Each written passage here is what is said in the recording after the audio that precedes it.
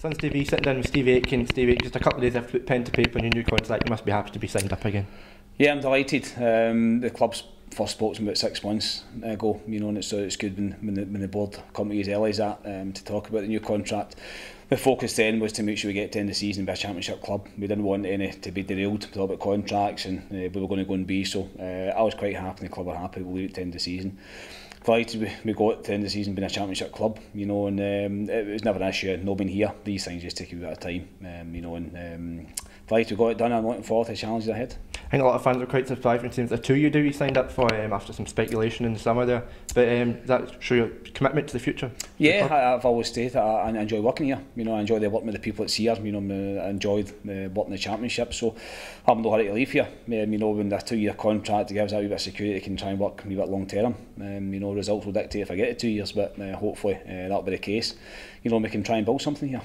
Just we look back at last season, I split into 2 halves. It's a game we don't talk about in the middle. What one was that? Yeah, we'll mention it. Before that, goals were hard to come by. You were, I wouldn't say struggling, but you were in the wrong half of the table. But after the game, we don't talk about the Scottish Cup game, obviously against Bonnie. Like, you changed your style a wee bit. The players were given more of a licence to go forward, and the goals came.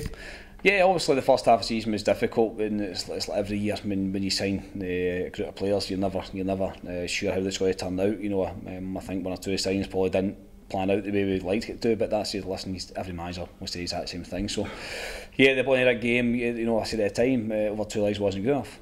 But you can see the second half of the season, about 4 or 5 or 6 players that played that day were no longer with us. So we knew then we had to freshen up in January. We had to have that wheel and Dillon, which we did do. But I thought the second half of the season, I really enjoyed watching my team playing.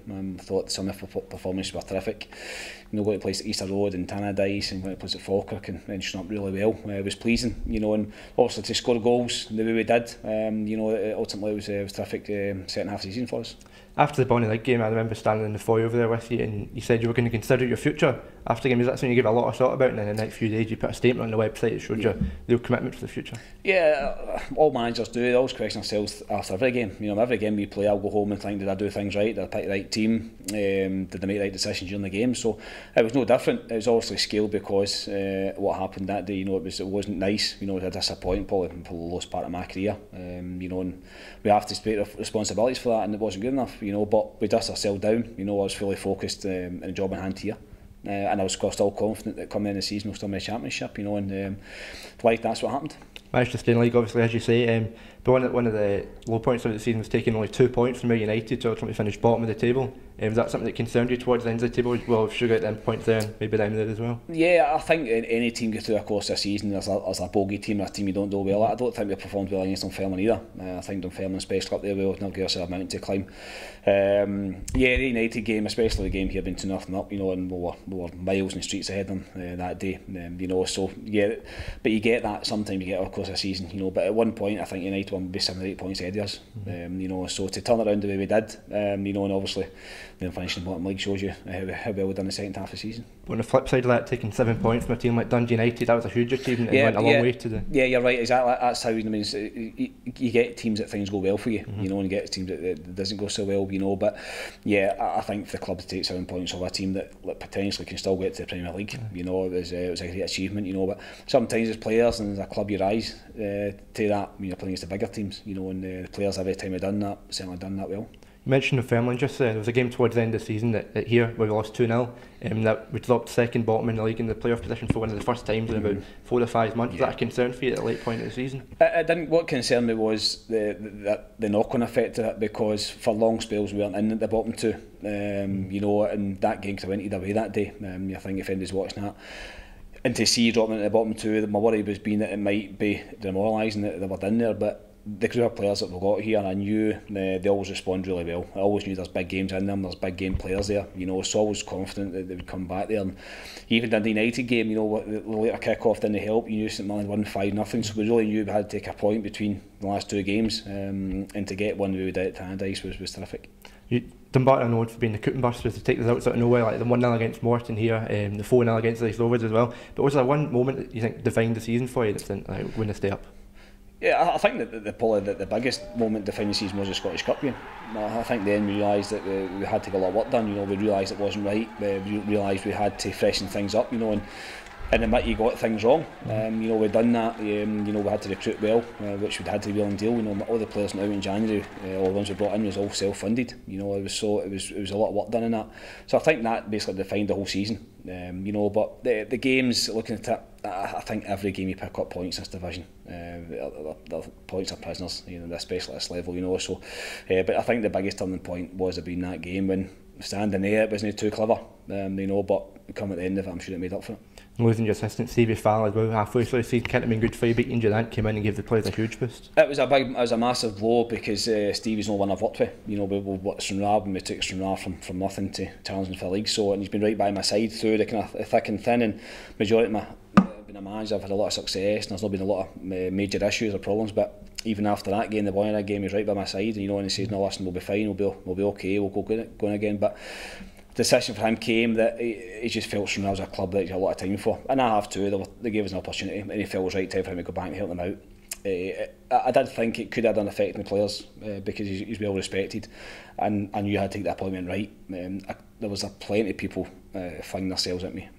I'll help you, I'll come in and help you out. Guys are good in the game, but I just knew I had to get the right person for that dressing room. You know, and I just knew that Ian Durant was the one.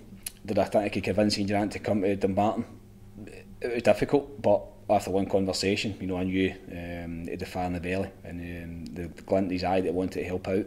And he walked to the dressing room the first day. I just knew I could see the player's response right away, and he's been terrific. You know, and delighted he's also going to stay longer term with us. You mentioned January, the wheeling and dealing going on there. You brought in a few players, Christian Addy, Lewis Vaughan, Stuart Cosgrove last night. That defined the season as well. You know, those players made a huge difference to the running. Yeah, they did. You know, and certainly improved the squad, but improved the team, but also improved the dressing room as well, because they're all good people we brought in. You know, Christian coming back was an easy one because we knew he's a good fit for Dumbarton. We know he just likes being here, he likes the people. You know, he enjoys working with myself and Stevie at times, so it was an easy one to come back in. Stuart Cosgrove tried to sign this summer. You know, and unfortunately we didn't get the deal done, but Callum Gallagher, even though he played a couple of games, was good freshness about the place, the 2 games he played, and I suppose the only person that says he's undefeated, he's not lost a game when he's played. So, but they're good types. Lewis Vaughan as well, big mention to him, and even Ross McCrory towards the end. They were good additions, you know, and yeah, we got that spot on and we had to. We surprised you got Lewis Vaughan in, obviously at the time of the season. The race went too far away from Dumbarton, and then ultimately, I don't want to say, but he's relegated the club in a way, hasn't he? Yeah, it's also difficult for him now because of the situation he's in. You know, but when Ryan Stevenson indicated they want to go back full time, he wasn't enjoying it or never settled, is maybe the word to use it. We knew we'd let that happen. You know, at the same time we also knew that Lewis Vaughan might be in the radar. You know, and was it a surprise to me to let him go? Yeah, it was. You know, I remember speaking to Peter Houston about a player around about the same time, and he turned around and he said, "I'm not giving him a rival." And at the time I said, "But what do you mean?" He says, "You're 6 points behind me." And I said, "There's no way I'm getting you to you." So yeah, I was a bit surprised Race Rovers done that, you know, but their loss was our gain because it was terrific, you know, and you know, unfortunately he'll be playing his football a league lower. Absolutely, and we'll talk about this season a wee bit more. Obviously, contracts been issued, contracts have been run out. A few you had to let go. Gary Fleming, Mark Dockett, 2 huge characters in dressing. I would imagine they've been here for a couple of seasons. Yeah. How much of a difficult decision was that? That's probably the bit of football I don't enjoy. I've been a manager. You know, we are telling guys that it's time for them to move on for whatever reason. Guys, it's been terrific for you. It's very hard, you know, but I have to do what I feel's right for Dumbarton. You know, we've not got a pot of gold when we can just keep spending money, and the squad's are 25 players. You know, we do have to cut our cloth accordingly. Gary's been terrific for Dumbarton Football Club. A lot of people say a legend, and yeah, you don't get a lot in football, but Gary Fleming's a lot for this football club, and I just felt it was right for a guy to get a fresh challenge. You know, he didn't play as much as he liked to play. His fitness struggled a wee bit, and then you could see that towards the end of it. But as a guy, and I like him as well, he's a top lad, you know, but I can't dish contracts out in sentiment. I need to dish them out and moving forward, and I just felt a guy needed a fresh challenge, you know, and Mark was a wee bit the same. I mean, I've worked with Mark twice, and he's been great for me on both occasions. I had the wee incident, obviously, at Dunfermline, which was dealt with, you know, but again, sometimes these journeys come to an end, and I think that was the case here. Do you think that isn't maybe cost him his career here? Because he came out of the team and then he found it difficult to get back in? Well, he kept out of the team because of that incident, you know, and what happened that day, it wasn't nice. I mean, I never seen it at the time, you know, it was also when you look back, I didn't see video footage, these things shouldn't happen. It's a passionate game, football, all the players want to win. You know, sometimes it can go over that, cross that line, and Mark did that. He knew that, he apologised to myself, the players, and Stuart. But what cost him was his place in the team, because since then with Stuart Caswell, Sam Stanton in there, you know, he found it difficult to get back in, you know, and that's probably the worst part of him, you know, because he wants to play every game, you know. But I'm sure they'll go and play with other clubs, you know. But I say it's one bit of the job I don't like. I'll take the defeats, the disappointments, but to let players go that's done really well for you, it is difficult. But I said I need to do what I believe is right for Dumbarton moving forward, and that's why we've done that. To imagine something else that was difficult was seeing two players that you did offer contracts to sign up for full-time teams, because I could be signing Alan Martin. What your thoughts on that? Must be disappointed. I mean, always any player that's difficult, you know, but on the back of a successful season, you're going to become a sitting duck, is maybe the word to use, because what we can offer is what other clubs offer, and that's full-time football. So you build a team up and a squad of players. I'd love to have kept them all, every single player, and if you'd done that, then you'd have won a hell of a team next year. You know, it'd probably a lot less challenging to the top end. But with loans going back and these players going to bigger clubs, then it hurts you. You know, it's going to hurt the squad, these players going. You know, but what we have to do is replace them, and we've done that. You know, I remember getting a job in the first time, and I walked in, there was no players signed. You know, we had to recruit a full squad. So it'll be a challenge ahead. But if players are bettering themselves, and we can use as a club at Dumbarton around for players coming in, a platform to go and better themselves to full-time football or bigger clubs, then the Dumbarton ultimately have done their job. You know, we don't want to lose any players, you know, but ultimately what they're offering I can't, it's just full-time football, and you're never going to compete with that. Do you think that means you can make offer the best part-time players deals here, and then it's obviously an attractive destination? Yeah, and I think you have to use that. I mean, certainly loans. I mean, I've spoke to all the big clubs, and they're quite keen to give me players because they see it's a good stepping stone for them. Look at Daniel Harvey. Aberdeen have been delighted how he's went. Ross McCrory as well. So the clubs have been on the phone to me already offering players. You know, we'll take our time and we'll see the best ones there. But if we can do that with loans, help them develop, bring players in from part-time, I've been using that to players I've been talking to. Look at these guys, there's a platform there. Come in and do well, then who knows what can happen, you know. So as we wish all the players all the best, you know, and as I said that to them, and good luck to them, you know. It's just disappointing that they've all went to the teams in our division, and we'll see them again so shortly. Just going back to Alan Martin, he dished a bit of dirt in the press. Just wondering what your thoughts were on that. Did you read the articles? I don't know what exactly happened with it. No, Alan first and foremost was terrific for Dumbarton, you know. But Alan, when he was sitting in Hamilton reserves, like you think he was playing the reserves at Hamilton Accy, so he was going nowhere, you know. So we brought him in. He'd been terrific, good guy, rightly so to go and win the Player of the Year's awards, and credit to him for that, you know. But ultimately, we offered him the best we could offer him. We offered him a deal, and ultimately, Alan knocked it back, went full time. So I was a bit disappointed. Then, I mean, a lot of people don't know that I get 3 calls from managers in January when the season was still going, telling me that Alan Martin's been offered him for next year. So I know how that's agents work, you know. But we're in a relegation battle, you know, and I was disappointed that players are tapping their sale or through their agents to go to their clubs. So I'm sure there's been nothing in it. You know, I mean, I got on well with Alan Martin. You know, ultimately I offered him a contract, a good contract, a lot better than other players. And ultimately he knocked it back and he signed for Queen of the South. So I'm sure we're disappointed to lose him, you know. But in terms of what else has happened, you know, it's ultimately footballers look after themselves, and a lot of things go behind the scenes we don't see. But yeah, he's moved on, and wish him well. Just going to players that have signed up, you've got a good core of the squad signed up. 7 players signed up on Wednesday, and you must be happy with that. Some of the good players that helped you last season. Yeah, it was important we kept the majority we could. I said I'd love to have kept more. Yeah, would have loved to have kept Greg. I'd like to have kept Alan Martin. You know, we'd love to get the loans back, but ultimately we won't know that until maybe near the start of the season. So yeah, it was important we kept Newcastle. I mean, David Smith's come in, done great. Darren Barr's the captain. We'll still get over the line with that one. Christian's a great fit for the club. I've said that, he enjoys his football here, you know, so he's good. Callum Gallagher, his attitude's been great since he came in. He's been unfortunate that the two positions he plays, Andy Still and Robert Thompson, was good to get in division, so he's finding it difficult, but we've seen a lot in his attitude and his commitment to offer another contract to, so we're delighted he's took that up. Stuart Caswell has been terrific, you know, and he's a type of player you want to build your team round about, you know. And Grant Gallagher, I think, will be a new signing. You know, I've seen him train towards the end of the season. I've seen videos of him running the beach in Tenerife. So he's putting a lot into it, you know, so he could be a new signing. So yeah, the nucleus was key to keep that. Like to have kept on board, but there's plenty of players out there, and I'm sure become the start of the season over another good squad of players. Last season you went to a squad of about 16, 17 players. Is that going to be the case again this season?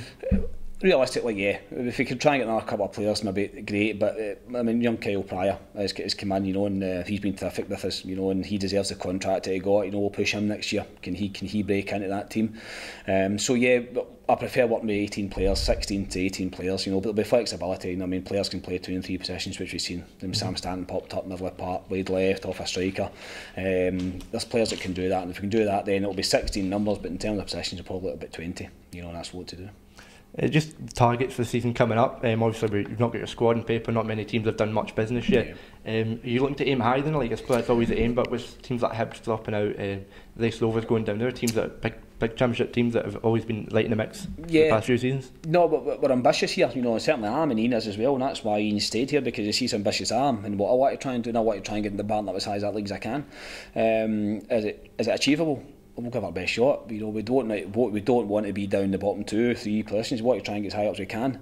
Can we be the first part-time team to get in the top half, the top 4? That's what we're going to try and aim to do. Now, given time will tell. But we have to aim high. And if we can get the players in, there's been a lot of contracts been offered. There'll be a lot of talks. It's been flat out for the last 2 or 3 weeks. Although we've not made signings yet, we've a lot of offers out there.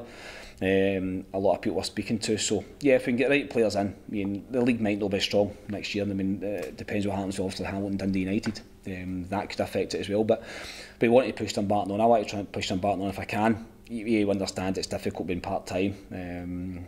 I say it's not a pot of gold. We'll live within our means, what all clubs should do, and I think we do that well here.